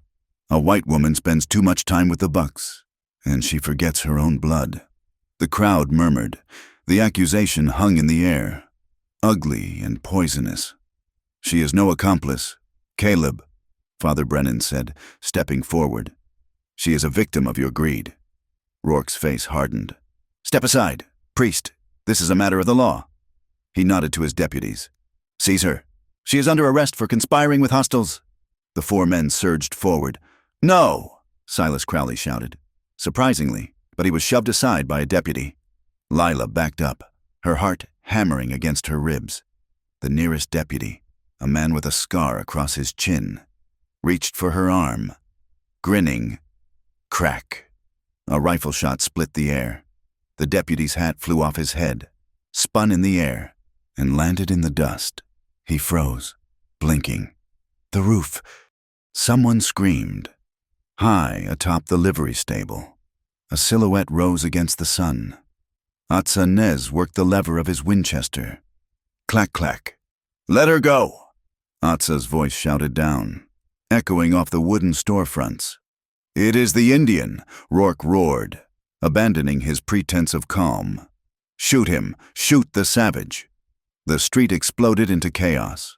The deputies drew their revolvers and opened fire on the roof. Women screamed and scattered, dragging children behind water troughs. Horses reared, tearing their reins loose. Atza did not stay on the roof. He was a warrior, not a sniper. He dropped down to the balcony of the hotel, fired 2 shots that sent the deputies diving for cover, and then vaulted to the ground, landing in a roll behind a stack of whiskey barrels. "Get to the saloon," Atza yelled to Lila and the priest. "Get the judge." Lila grabbed Father Brennan's arm, and they ran, but the way was blocked. 2 more of Rourke's men, the ones who had been hiding in the alley. "Cut them off." Atza broke from cover. He ran straight at the deputies, drawing fire. Bullets kicked up spurts of red dust around his boots. He did not stop. He tackled the first man, the momentum carrying them both through the window of the barber shop in a shower of glass. The second deputy turned his gun on Lila. Lila looked around wildly. She saw a Colt Peacemaker lying in the dirt, dropped by the deputy who had lost his hat. Without thinking, without letting her Boston upbringing hesitate, she scooped it up. It was heavy, smelling of oil and steel. The deputy leveled his gun at her. "Drop it, girlie." Lila did not drop it. She saw Atza roll out of the barber shop, bleeding from a cut on his forehead, grappling with the leader of the bandit gang, a giant of a man with a knife. Atza was fast, but the big man was strong. He shoved Atza back, raising the knife for a killing blow. The ground beneath the big man's boots was dry and hard. Lila shifted her aim. She did not aim at the man. She aimed at the large water barrel standing directly behind him. She pulled the trigger. The recoil jarred her arm to the shoulder. The barrel exploded. Gallons of water gushed out, turning the dust instantly into slick, treacherous mud. The bandit leader took a step to lunge at Atsa, but his boot hit the mud. His feet went out from under him. He crashed down heavily, the knife flying from his hand. Atsa did not waste the moment. He was on him instantly, a blur of motion, delivering a blow to the temple that knocked the man unconscious. Enough! The shout was like a thunderclap. It came from the porch of the saloon. Judge Henry T. Miller stood there, a double-barreled shotgun in his hands. He was a man with a beard like white iron and eyes like flint. "Drop your weapons," the judge bellowed. "In the name of the United States government, the next man who fires a shot hangs by sunset." Silence fell over the street, broken only by the groans of the injured and the dripping of the water barrel. Sheriff Rourke stood in the middle of the street. His gun was still drawn. He looked at the judge, then at Lila, then at Atsa, who was rising slowly from the mud, panting. "Judge," Rourke said, his voice straining for control. "This is a local matter. That Indian is a murderer. The girl is his whore. I am putting them down." "He is not a murderer." Lila stepped forward, the smoking pistol still in her hand. Her hair had come loose from its braid, whipping around her face. She looked fierce, wild, and undeniably truthful. "This man," she pointed the gun at the unconscious bandit leader, "and these deputies, they are the painted coyotes. They attacked the stagecoach. They killed Jonas Pike." "Lies," Rourke shouted. "Is it?" Lila turned to Rourke, her eyes locked onto his. "I heard them, Sheriff, when they were looting the bodies. One of them said, 'Rourke will like this. Blame it on the Navajo again.'" A gasp went through the crowd. The words had the ring of specific, damning truth. On the ground. The deputy, who had been knocked down by the water, groaned. He looked at the judge's shotgun, then at Rourke's face, which was twisted in a mask of fury. The bandit realized the game was up. Rourke would kill him to silence him. "It was him!" the bandit screamed, pointing a shaking finger at Rourke. "He paid us $20 a head. He told us to wear feathers." Rourke's face went pale, then purple. The townspeople began to back away from him, their murmurs turning to angry shouts. Silas Crowley looked at the sheriff with horror. "It is over, Caleb," Judge Miller said, descending the steps. "Hand over the badge." Rourke looked around. He was surrounded. He was ruined. The land deals, the railroad money, the power all gone. A look of feral madness entered his eyes. He lunged. Before anyone could react, Rourke grabbed Lila, who was standing too close. He spun her around, wrapping his arm around her throat, and jammed the barrel of his revolver against her temple. "Back off!" Rourke screamed, dragging her backward. "I will kill her. I swear to God I will paint the street with her." The crowd froze. Atsa, who had taken a step forward, stopped dead. His chest was heaving. He held his Winchester, but Rourke was using Lila as a human shield. All Atsa could see was Lila's terrified face and Rourke's wild eyes peering over her shoulder. "Get me a horse," Rourke demanded, backing toward the livery. "And nobody follows, or the girl dies." Lila clawed at the arm choking her, but Rourke was too strong. She looked at Atsa. Atsa stood 20 feet away. He raised his rifle. "Drop it! Indian!" Rourke yelled. "You cannot make the shot." Atsa did not speak. He did not breathe. The world narrowed down to a single point of focus. He saw the sweat on Rourke's forehead. He saw the knuckles white on the gun handle. He saw the terrified brown of Lila's eyes. He had to be perfect. If he missed by an inch to the left, he killed Lila. If he missed to the right. Rourke pulled the trigger. Atsa exhaled. He trusted the wind. He trusted the rifle. He trusted himself. Bang. The shot was deafening. Rourke screamed. His right hand, the one holding the gun, exploded in a spray of blood and bone. The revolver went flying. Lila dropped to the ground instantly. Scrambling away on hands and knees, Rourke fell to his knees, clutching his shattered hand, howling in agony. The crowd surged forward. "Get him!" Silas Crowley shouted. Leading the charge, a dozen men piled onto the sheriff, holding him down. Lila sat in the dust, gasping for air. She looked up. Atsa lowered the rifle. He took one step toward her, a look of immense relief washing over his face. Then his legs buckled. "Atsa!" Lila screamed. She scrambled to her feet and ran to him. He had collapsed onto his side. A dark stain was spreading rapidly across the right side of his shirt. Just above the hip, in the chaos of the fight, a stray bullet had found him. Lila fell to her knees beside him. She pressed her hands against the wound, the blood hot and sticky against her palms. "Doctor!" she screamed, her voice breaking. "Someone get the doctor." Atsa looked up at her. His eyes were hazy, but he managed a weak smile. "I told you, the math was written in blood." "Hush!" Lila sobbed, smoothing the hair back from his forehead. "You are not going to die. I forbid it. Do you hear me? I forbid it." The town of Dusty Ford fell silent. They watched the tableau in the street. The Boston lady, covered in dust and mud, cradling the Navajo warrior in her arms, weeping over him with a devotion that transcended race and custom. It was a sight that would be talked about for 100 years. Father Brennan knelt beside them. "We must get him to the mission," he said urgently. "The doctor is riding in from the next county with the judge, but I can stop the bleeding." Several men, shamed by their earlier inaction, stepped forward. "We will carry him. Father," the blacksmith said.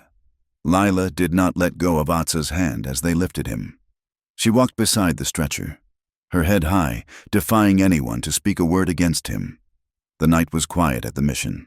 The only sound was the chirping of crickets and the distant, rhythmic chanting of Auntie Shadi, who was outside burning sage, inside the small, whitewashed room at the back of the rectory. A kerosene lamp cast a warm, golden glow against the adobe walls. Atsanez lay on a simple cot. His chest was bare, wrapped tightly in clean white bandages. The bullet had passed through, missing the vital organs, but he had lost a great deal of blood. Lila sat in a wooden chair beside the bed. She had washed the dirt from her face and hands. Though she still wore the simple mission dress, she held a damp cloth, gently wiping the sheen of fever sweat from Atsa's forehead. He stirred. His eyelids fluttered open. The obsidian eyes were clearer now, the pain receding behind a wall of exhaustion. He looked at the ceiling, then turned his head slowly to look at her. "You are still here," he rasped. His voice was rough, dry as the desert. "Where else would I be?" Lila asked softly. She dipped the cloth in the basin of cool water and pressed it to his neck. Atsa watched her. He looked at the way the lamplight caught the stray wisps of her hair. He looked at her hands that had fired a gun today, hands that were now tending to him with infinite tenderness. "You could be with the judge," Atsa said. "Or Crowley. You are a hero now. The woman who brought down Rourke."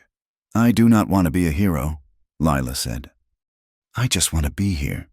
She leaned closer, checking the bandage. Her scent lavender soap and the lingering smoke of the day filled his senses. Atsa reached out with his left hand. He caught her fingers. His grip was weak, but his skin was warm. "Lila," he said. She stopped moving. She looked down at their joined hands, then up into his face. The barrier that had existed between them, the barrier of race, of propriety, of fear, had been blown away by the gunshot in the street. Atsa's gaze dropped to her lips, then back to her eyes. A faint, mischievous glint entered his expression, masking the vulnerability underneath. "Is this how a shy virgin thanks her brave savior?" the Navajo warrior asked softly. Lila froze. Her face flushed a deep, brilliant crimson that traveled from her neck to her hairline. Her heart hammered against her ribs so hard she feared he could hear it. She looked at him. She saw the man who had ridden into hell for her. She saw the man who had respected her when she was helpless and fought for her when she was strong. She slowly leaned forward. She did not pull her hand away. The shyness was there. Yes, but beneath it was a spine of steel. "Only if you truly want to," she whispered, her voice trembling but her gaze unwavering. The air in the room grew heavy, charged with a silence that screamed. Atsa looked at her for a long moment. He had to make a choice. He could turn away, protect her honor one last time, and let her go back to her safe, white world. Or he could be selfish, He could take the gift she was offering. He realized, with a jolt that had nothing to do with his wound, that he could not let her go. She was no longer just a woman he had saved. She was part of his soul. "I have wanted to," Atsa admitted, his voice dropping to a husk. "Since the moment you looked at the hawk in the window." He raised his hand from her fingers to her cheek, cupping her face. His thumb brushed over her lower lip. Lila closed her eyes and leaned into his touch, slowly, painfully. Atsa pulled himself up slightly on the pillow. Lila met him halfway. Their lips met. It was not the chaste peck of a schoolgirl. It was a kiss of dust and blood and survival. It was deep, slow, and devastatingly tender. It tasted of life. Lila's hands came up to cradle his face, careful of his injuries. Atsa's hand tangled in her hair, pulling her closer, anchoring her to him. In that kiss, the desert wind howled and the city streets faded. There was no Boston, no Navajo nation, no border. There was only the heat of two people who had walked through the fire and come out the other side holding hands. The lamp flickered as a breeze drifted through the open window. Lila pulled back just an inch, her forehead resting against his. They were both breathing heavily. "Stay," Atsa whispered. It was not a command. It was a plea. "I am not going anywhere," Lila promised. She leaned in again, and as their shadows merged on the adobe wall, the golden light of the lamp seemed to soften, wrapping them in a private world where the only law was the beating of their hearts. The scene faded gently into the darkness, leaving only the warmth behind. The gavel of Judge Henry T. Miller struck the wooden table with the finality of a gunshot, silencing the murmur of the crowd packed into the dusty Ford saloon. The room smelled of stale tobacco, nervous sweat, and the distinct, electric scent of justice being served. Lila Mercer sat in the front row, her hands clasped tightly in her lap. Beside her sat Father Brennan, looking like a guardian statue carved from granite. On the other side of the aisle, Atsa stood with his back against the wall, his arm in a sling, his dark eyes scanning the room with the perpetual vigilance of a man who expects the wind to turn against him. "The evidence is irrefutable," Judge Miller's voice boomed, filling the space. "Based on the testimony of Miss Mercer, the sworn statement of Father Brennan, and the confession of the prisoner known as Blackie regarding the financial arrangement with Sheriff Rourke, this court finds Caleb Rourke guilty of conspiracy, incitement of violence, and attempted murder." Rourke, shackled and slumped in a chair, looked like a deflated balloon. The arrogance that had armored him for years had cracked, leaving only a small, spiteful man staring at the floor. "Furthermore," the judge continued, shifting his gaze to the back of the room where the townspeople stood, "let the record show that the attack on the stagecoach was the work of hired mercenaries. The accusations against the Navajo Nation, and specifically against the man known as Atsa Nez, are hereby dismissed as malicious fabrications. Mr. Nez acted in defense of a citizen of the United States." A ripple of sound went through the room, a mixture of relief, shame, and the shifting of heavy boots. The narrative that had fueled their fear for weeks had been dismantled in a single morning. Lila exhaled a breath she felt she'd been holding since the canyon. She turned to look at Atsa. He did not smile. He merely dipped his chin in a slight nod, an acknowledgement of the shift in the wind. As the deputies led Rourke away to be transported to the federal penitentiary in Yuma, the crowd began to disperse, flowing out into the bright afternoon sun. Lila stepped out onto the porch, shielding her eyes. The town of Dusty Ford looked the same as it had yesterday, dusty, brown, and weathered, but the way the people moved within it had changed. Silas Crowley was waiting for her at the bottom of the steps. He took off his hat, wringing the brim in his soft hands. He looked at Lila, noting the sun-darkened skin, the braid of hair that hung over her shoulder, and the calmness in her posture that had not been there when she arrived from Boston. "Lila," Silas said. He cleared his throat. "Miss Mercer, Mr. Crowley," Lila replied gently. Silas shifted his weight, looking past her to where Atsa Nez was descending the stairs. The store owner hesitated. warring with a lifetime of prejudice. Then he straightened his spine. "Mr. Nez," Silas said, loud enough for the nearby shopkeepers to hear. Atsa stopped. He looked at the white man with guarded curiosity. "Mr. Crowley, I want to thank you," Silas said, the words clumsy but sincere, "for bringing her back. You did what the law should have done." "I did what was necessary," Atsa replied evenly. Silas nodded, then turned his eyes back to Lila.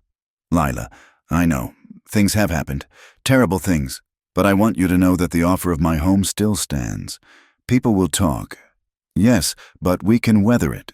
We can say the shock made you ill for a while. We can put this behind us." Lila looked at Silas. She saw a decent man, a safe man.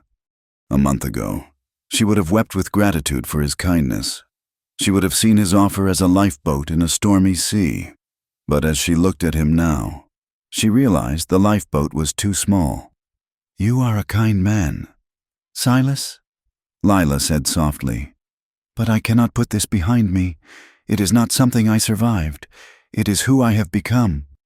Silas looked confused. "I do not understand.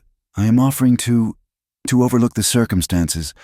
That is just it," Lila said, a sad smile touching her lips. "You would always be overlooking it.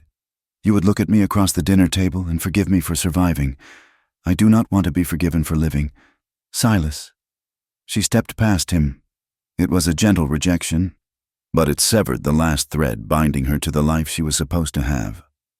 As she walked down the street, 2 women from the church choir were whispering near the water trough. They fell silent as Lila approached. Then one of them, Mrs. Gable, stepped forward. "You are a brave girl, Lila," Mrs. Gable said, though her eyes darted nervously toward Atsa. "But you know, a woman's reputation is like a mirror. Once cracked, it does not reflect the same. If you marry Mr. Crowley, you should be grateful. Not many men would take a woman who has been out in the wild." Lila stopped. She felt the heat of the anger rising in her chest. But it was not the hot, blinding rage of before. It was a cold, hard clarity. "Mrs. Gable," Lila said, her voice low and steady. "Do you know what I found out in the wild? I found that a mirror only reflects what you put in front of it. I like my reflection just fine. It is the first time I have recognized myself." She left the women staring after her, their mouths slightly open, and walked toward the mission. She knew she had burned the bridge to respectable society, but she found she did not miss the view from the other side. Atsa Nez did not follow her immediately. He had his own ghost to confront. He rode out of town later that afternoon, heading toward a small ridge where an elder from his clan, Hosteen TSO, was waiting. The old man sat on his horse, looking down at the town that was spreading like a stain across the valley floor. "The white judge spoke well," Hosteen TSO said as Atsa drew alongside him. "Paper words, but words do not stop fences." "The sheriff is gone," Atsa said. "The raids will stop. For now," the elder agreed. "But the Iron Snake, the railroad, is still coming. And you, nephew, where do you stand?" Atsa looked at the town, then at the vast red mesas to the north. "I stand where I have always stood, between—" "It is a hard place to stand," Hosteen TSO warned. "A man with 1 foot in the canoe and 1 foot on the bank will fall into the river when the current comes. You have bound yourself to the white woman. The clan accepts her because she has a good heart, but the world is not the clan. She has a name," Atsa said sharply. "Lila." "Lila?" the elder repeated. "If you take her as your wife, the whites will hate you for touching their flower. The Dine will pity you for taking a woman who does not know the songs. You will be alone." "We are already alone," Atsa said. "I have been alone since the army burned the village. She has been alone in a crowded room her whole life. Perhaps 2 lionesses together make a kind of home." Hosteen TSO looked at the younger man for a long time. Then he sighed, the sound like wind in dry grass. "The coyote marries the badger and they make a strange den," the elder said cryptically. "But sometimes that den is the only one the hunter cannot find. If you choose this path, Atsa Nez, Walk it with your head up. Do not look back at the river or the bank. I will not look back, Atsa promised. That evening, the sun set in a blaze of glory that turned the sky into a bruised masterpiece of violet and gold. Lila sat on the wooden fence railing behind the mission, watching the stars begin to prick the darkness. Atsa approached her quietly. He had abandoned the sling, though he moved his shoulders stiffly. He leaned against the fence beside her, not touching her, but close enough that she could feel his warmth. The town is quiet, Atsa said. They are digesting, Lila replied. Truth is a heavy meal for Dusty Ford. And you, Atsa asked, are you digesting? Lila looked down at her hands. They were rougher now, brown from the sun, scratched from the rocks. I was thinking about what Mrs. Gable said about cracked mirrors. Do not listen to the clucking of hens. Atsa scoffed gently. She was right, in a way, Lila said, turning to look at him. According to the rules of my world, I am ruined. I spent nights alone with a man. I rode astride a horse. I fired a gun. I kissed you. And does that make you feel dirty? Atsa asked. The word dangerous in the quiet night. Lila looked up at the vast expanse of the Milky Way, the backbone of the night, as Atsa had taught her. No, she said firmly. For the first time in my life, I feel clean. In Boston, I was pure, but I was suffocating. I was a doll kept in a box. Out here, I am dusty. I am tired, and I am scared half the time. But I am free. I own my own soul. Atsa. Atsa reached out and covered her hand with his. Freedom is a strange thing, he mused. For my people, freedom is the land. It is to ride from the red rocks to the river without seeing a fence, without seeing a soldier. And for you, Lila asked. Personally, Atsa looked at her, his dark eyes reflecting the starlight. For a long time, freedom was just survival. It was not dying today. But now, he squeezed her hand.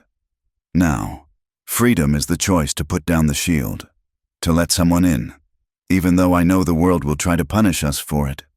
Let them try, Lila whispered fiercely. The test of their resolve came sooner than they expected. 2 nights later, Lila walked into the Dusty Ford saloon. It was unheard of for a decent woman to enter such a place, but she needed to find Jonas Pike's brother, who had arrived in town to collect the driver's effects. She wanted to give him the silver pocket watch she had found in the wreckage. The saloon went silent as she entered. The piano player stopped mid-tune. Men stared into their whiskeys. Lila ignored them. She walked to the bar where the barman pointed out Jonas's brother. She handed over the watch and spoke quietly to the grieving man. As she turned to leave, a voice cut through the silence. Well, look at that. The Indian Queen graces us with her presence. It was a drifter, a man new to town, leaning heavily against a poker table. He was drunk, his eyes wet and mean. I hear tell, the drifter slurred, loud enough for the room to hear, that once a white woman sleeps with a redskin, she can never go back, ruined for decent folk. Is that right, darling? Does he make you beg for it in the dirt? The room seemed to drop 10 degrees in temperature. Lila stopped. She stood near the swinging doors. Outside, on the porch, Atsa had heard. He moved to push through the doors, his hand going to the knife at his belt, but Lila saw him through the slats. She held up a hand, a sharp, commanding gesture. Stay back. Atsa froze. He watched through the doors, every muscle in his body coiled to spring. Lila turned slowly to face the drunkard. She did not shrink. She did not blush. She walked toward him until she was 3 paces away. The room held its breath. You seem very interested in my private life, sir, Lila said, her voice clear, cold, and utterly terrifying in its calmness. It must be because yours is so empty. The drifter blinked, taken aback. I am just saying, you were taken by a savage. It is a shame. Let me be very clear. So you and everyone else in this room understands, Lila said, her gaze sweeping the crowd. I was not taken. I was saved, and I did not submit to anyone. She took a step closer to the drunk, who actually leaned back. I chose, Lila said. I chose a man who has more honor in his little finger than you have in your entire body. I chose a man who fights for others while you fight with a bottle. So do not speak to me of decent folk. Decency is what you do, not who you are. She held his gaze until he looked away, muttering into his drink. If anyone else has a comment on my choices, Lila said to the room, speak it now, otherwise drink your whiskey and leave me be. Silence stretched for a long heartbeat. Then, the bartender cleared his throat. Miss Mercer is right. Drink up, boys. Lila turned and walked out. Her legs were shaking, but her head was high. Atsa was waiting on the porch. He looked at her with an expression she had never seen before, a mixture of awe and fierce, burning pride. You did not use the knife, he said softly. I did not need it, Lila replied, her breath coming fast. Words cut deeper sometimes. Atsa smiled, a rare, true smile that crinkled the corners of his eyes. You are dangerous, Lila Mercer. I hope so, she said. The next morning, Father Brennan found them by the corral. I have a proposition, the priest said, leaning on the fence. I have received funds from the bishop to open a small school. It will be located halfway between the town and the reservation. I want to teach the Navajo children English so they can defend themselves in the courts. And I want to teach the white children about the land they live on. He looked at Lila. I need a teacher, someone who knows both worlds, someone who is not afraid of the prejudices of parents. Lila looked at the dusty patch of ground he was describing. A school. It will not pay much, Brennan admitted. But it is work that matters. I will take it, Lila said without hesitation. And you? Atsa. Brennan turned to the warrior. I need someone to help build it, and someone to ensure that the peace is kept. Liaison, if you will. Atsa nodded slowly. I can build, and I can watch. Later that day, Auntie Shadi came to the mission. She brought a rug she had woven a pattern of storm clouds breaking into rain. This is for your floor, she told Lila. The clan knows what you said in the white man's drinking house. News travels on the wind. They know, Lila asked. Worried. They know you claimed your choice. Shadi said, a woman who claims her choice is a woman who has power. The clan will not turn you away. But remember, you live on the earth. Respect her, and she will hold you up. I will, Lila promised. That afternoon, Atsa led Lila out of town, following the creek bed north to a spot where the red rocks of the Navajo lands met the grazing pastures of the settlers. It was a borderland, a place where the geography itself seemed to be in transition. There was a small rise of land shaded by a giant cottonwood tree, overlooking the valley. Here, Atsa said, dismounting. Lila looked around. It was beautiful and wild. Here, it is not on the reservation maps, Atsa explained, and it is too rocky for the cattlemen to claim. It is in between. He turned to her, taking both her hands. The elder warned me, Atsa said seriously. He said if I marry a white woman, I will be stuck between two worlds. He said I will be alone. Lila tightened her grip on his hands. He was wrong. I know, Atsa said, because I am not building a camp, and I am not building a townhouse. I want to build a bridge, a home. He looked at her with an intensity that made her knees weak.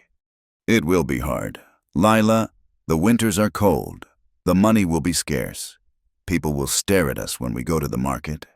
We will have to fight for every inch of peace we get.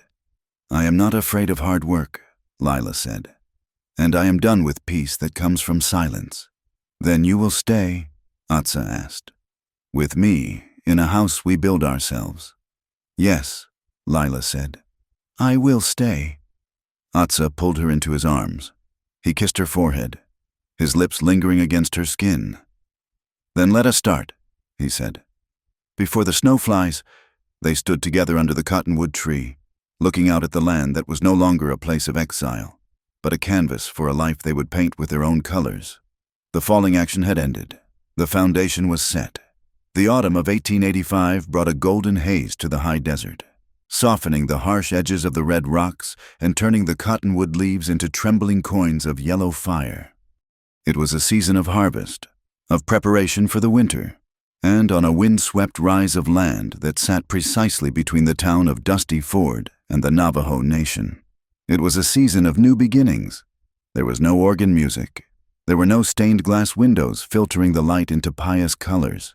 Instead, the cathedral was the vast, vaulted dome of the Arizona sky, an expanse of blue so deep it felt like looking into eternity. Lila Mercer stood on the rise, the wind playing with the hem of her skirt. She did not look like the girl who had stepped off the stagecoach months ago, terrified of the dust and the silence. That girl had been a ghost, pale and transparent, waiting for life to happen to her. The woman standing on the hill was solid. Her skin was painted by the sun. Her hands were roughened by work, and her eyes held the steady, unblinking calm of a hawk watching its territory. She did not wear white. The silk and lace dress she had brought from Boston lay folded in the bottom of a trunk, a relic of a life that no longer fit. Instead, she wore a dress of simple homespun cloth, the color of the earth itself, a rich, warm terracotta.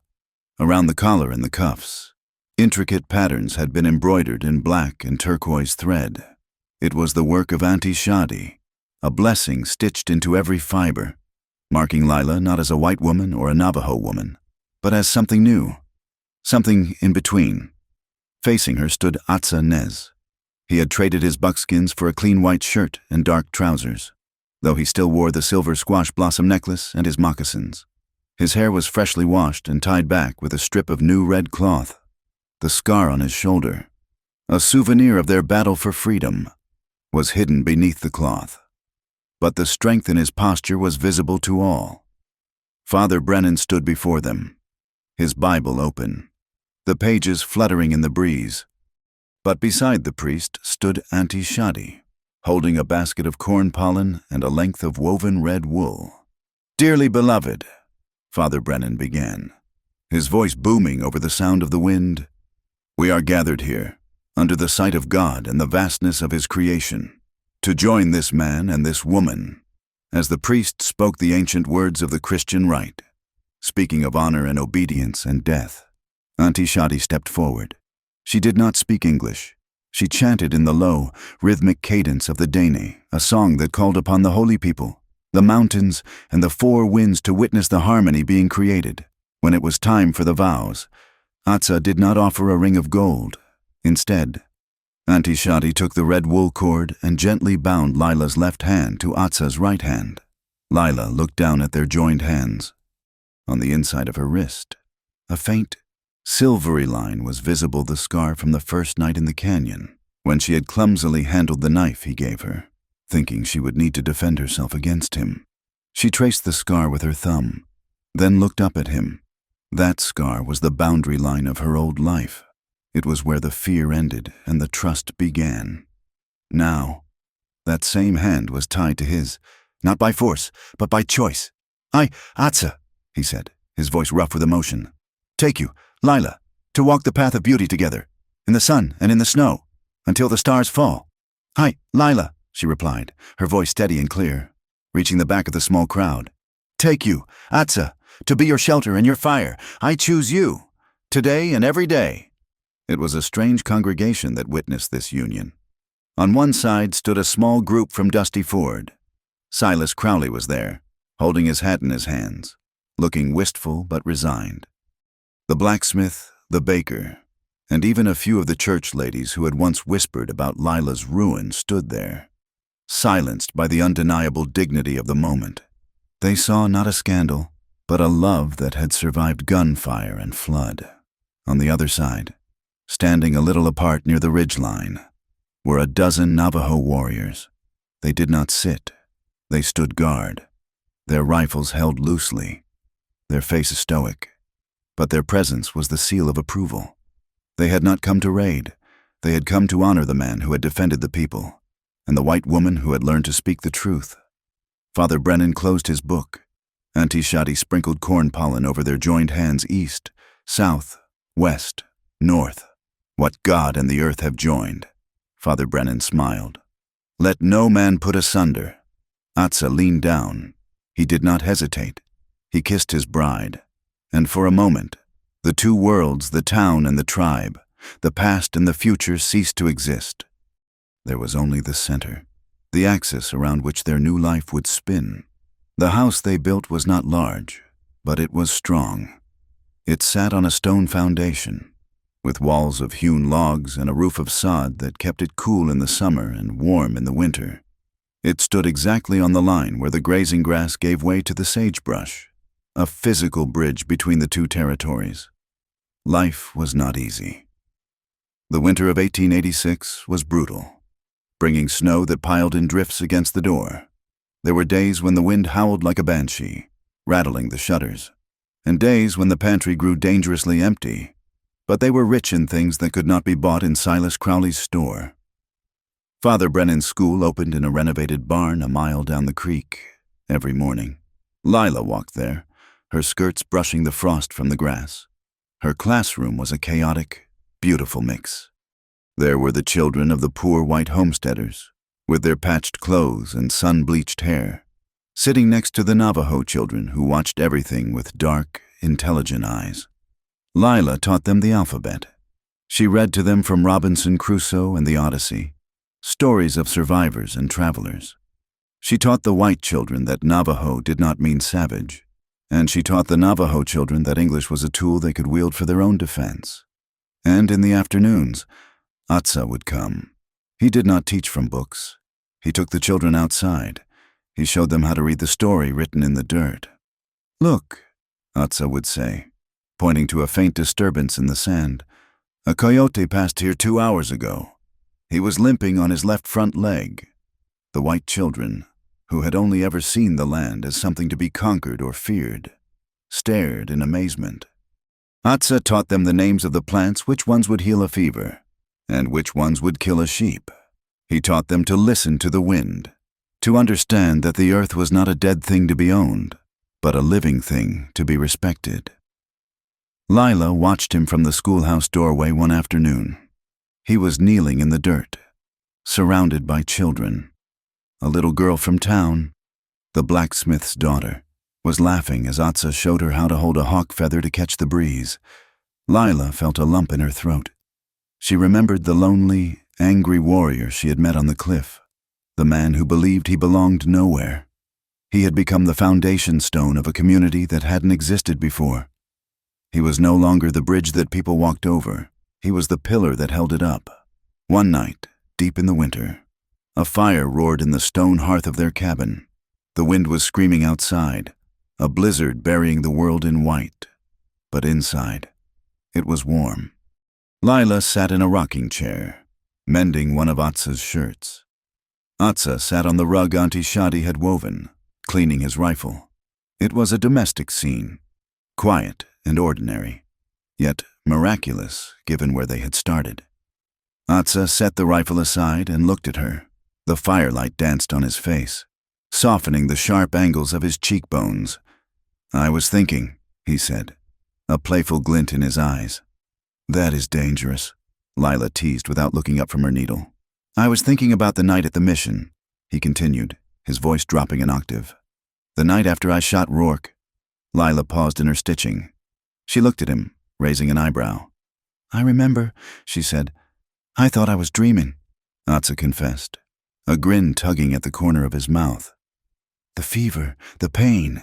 And then the shy virgin from Boston looks me in the eye and says, 'Only if you truly want to.' I thought perhaps the doctor gave me too much laudanum." Lila laughed, a low, throaty sound that had replaced her nervous giggle long ago. She put the shirt down and walked over to him, kneeling on the rug. She reached out and touched the scar on his shoulder, then let her hand rest against his cheek. "You think that was the first time, do you?" she asked softly. Atsa looked confused. "Well, technically speaking, in terms of the laws of nature." Lila shook her head, her eyes shining with a fierce, tender light. "That night at the mission was wonderful. Atsa," she whispered. "But that was not the first time I gave myself to you. That was just the body catching up to the spirit. Atsa went still. Then when— In the canyon, Lila said. The first night. When the flood came, we were freezing in the cave. You gave me the knife. You told me to kill you if you betrayed me, and then you turned your back to give me privacy. She traced the line of his jaw with her thumb. In that moment, Atsa, when I put down the knife, that was when I became yours. I trusted you with my life when I had every reason to fear you. That trust was the real intimacy. What happened in the bed at the mission, that was just us signing our names at the bottom of a promise we had already made. Atsa looked at her, stunned by the depth of her perception. He realized she was right. The act of love was not the friction of skin, but the collision of souls. They had collided in the storm long before they kissed in the dark. He reached out and pulled her into his arms, burying his face in the curve of her neck. He breathed in the scent of her wood smoke, lavender, and woman. You are wise, Lila Nez, he murmured against her skin. Too wise for a simple scout. Good thing I am a teacher, then, she whispered back, pulling him down onto the rug. I still have a few lessons to teach you. Spring came, as it always does, breaking the back of the winter. The snow melted into the creeks, turning them into rushing ribbons of silver. The sagebrush drank deep and turned a vibrant, dusty green. On the first warm night of May, Lila and Atsa dragged a blanket out onto the flat roof of their porch. It was their favorite place to end the day, suspended between the solid earth and the infinite sky.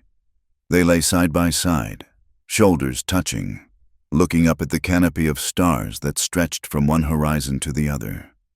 The air smelled of damp earth and blooming cactus flowers. There, Atsa said, pointing to the cluster of stars rising in the east. Dilyehi, the Pleiades, Lila responded automatically. The Seven Sisters. And there, he pointed to the bright red star. So, Lichi. Antares, Lila said. The heart of the scorpion. She rolled onto her side, propping her head on her hand so she could look at him. His profile was etched against the starlight, eternal and familiar. Do you remember what they called me? Lila asked quietly. On the stagecoach, the widow Higgins asked if I was going to keep myself for my husband. She made it sound like I was a piece of fruit that would spoil. Atsa turned to look at her. And now, Lila smiled. It was not the tight, polite smile of the Boston parlor. It was a smile that reached her eyes, a smile that had seen death and chosen life. It was the smile of a woman who knew exactly who she was. Now I know that virtue isn't about being untouched, she said. It is about being touched by the fire and not turning into ash. I am not spoiled. Atsa, I am ripe. Atsa reached up and tucked a loose strand of hair behind her ear. You are free, he said. We are free, she corrected. They lay back down, looking up at the sky. Above them, the stars of the Navajo and the stars of the white man burned with the same fire. They did not care about the names men gave them. They simply shone, indifferent to the borders drawn in the sand below. But down here, in this small patch of earth between the town and the tribe, two people had erased the line. They had not fixed the world. Injustice still roamed the territory, and greed still rode the rails. But they had carved out a sanctuary in the vast, wild silence of the American West. A shy girl who had learned to fight and a lonely warrior who had learned to love closed their eyes, hand in hand, and slept the deep, untroubled sleep of the truly free. Thank you so much for listening to this story. I hope you enjoyed the journey of Lila and Atsa through the Wild West. It has been a pleasure to bring this tale of love, courage, and survival to life for you. I would love to hear from you. Please comment below and tell me where you are listening from. It is always amazing to see how far these stories travel. If you enjoyed this story, please consider supporting the channel. Subscribe to Wild West Tales, hit the like button, and if you really loved it, smash that hype button. Your support helps these stories reach more people and keeps the campfire burning. Until next time, keep your eyes on the horizon.